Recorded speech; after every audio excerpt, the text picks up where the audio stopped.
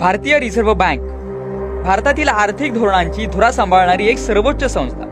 पण तुम्हाला माहिती आहे का, या बँकेच्या स्थापनेत डॉक्टर बाबासाहेब आंबेडकरांचं मोलाचं योगदान आहे. Reserve bank of India he 1 April 1935 रोजी स्थापन झाली.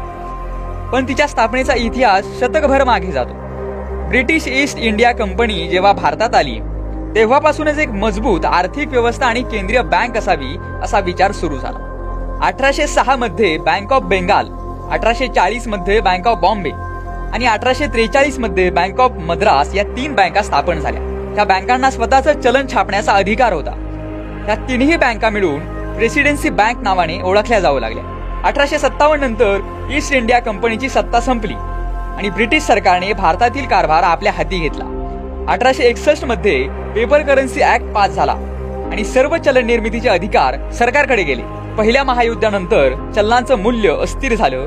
1925 मध्ये ब्रिटिश सरकारनं हिल्टन यंग कमिशन भारतात पाठवलं. त्याच दरम्यान लंडनमध्ये शिकणारे एक तेजस्वी भारतीय म्हणजेच डॉक्टर बाबासाहेब आंबेडकर यांचा याच चर्चेत प्रवेश झाला. 1923 मध्ये त्यांनी the problem of the rupee हा प्रबंध लंडन स्कूल ऑफ इकॉनॉमिक्स मध्ये सादर केला. हाच प्रबंध पुढे एक ग्रंथ म्हणून प्रकाशित झाला आणि तो भारताच्या आर्थिक भविष्यासाठी क्रांतिकारक ठरला. या पुस्तकात बाबासाहेबांनी सुवर्ण विनिमय पद्धतीवर तीव्र टीका केली होती. केन्स सारख्या जागतिक अर्थतज्ञांनाही त्यांनी आव्हान दिलं.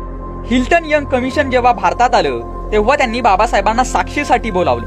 बाबासाहेबांनी साक्ष दिली ती आजही ऐतिहासिक मानली जाते. त्यांनी स्पष्ट सांगितलं, सुवर्ण विनिमय पद्धती भारतासाठी अपयशी ठरेल आणि चलनावर नियंत्रण ठेवण्यासाठी एक स्वतंत्र केंद्रीय बँक आवश्यक आहे. 1926 मध्ये कमिशनने अंतिम अहवाल दिला आणि रिझर्व्ह बँकच्या स्थापनेची शिफारस केली. 1927 मध्ये पहिलं विधेयक सादर झालं. 1928 मध्ये सुधारित विधेयक पुढे आलं. 1930 मध्ये गोलमेज परिषदांमध्ये आर्थिक सुधारणा चर्चेत आल्या आणि अखेर 1935 मध्ये रिझर्व्ह बँक ऑफ इंडिया अस्तित्वात आली. आज रिझर्व्ह बँक ही भारताच्या अर्थव्यवस्थेचा कणा आहे. पण तिच्या पायाभरणीत डॉक्टर बाबासाहेब आंबेडकरांचे गाढे ज्ञान, ठाम मतं आणि तळमळीची भूमिका होती.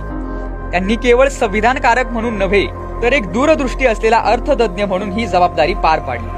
आजही ही संस्था भारताच्या संपूर्ण आर्थिक व्यवस्थेचे नियंत्रण सांभाळते.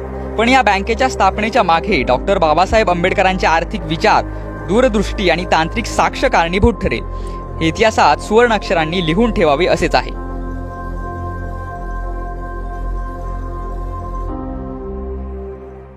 फेसबुकला आमचे पेज लाईक करा आणि आमचा युट्यूब चॅनेल सबस्क्राईब करा. वास्तव मराठी.